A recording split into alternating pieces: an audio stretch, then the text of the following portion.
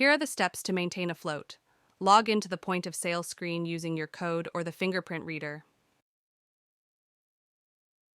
Navigate to the Pickup Order button on the Ordering Methods screen, or select the Pickup Order button in the Sales Invoice screen.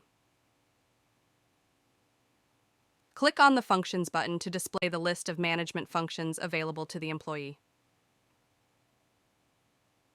Click on Maintain Float. Maintain Float allows employees to add or remove the float allocated to an employee till or store. Click the Amount field to add the amount to the float, or remove to subtract the amount from the float.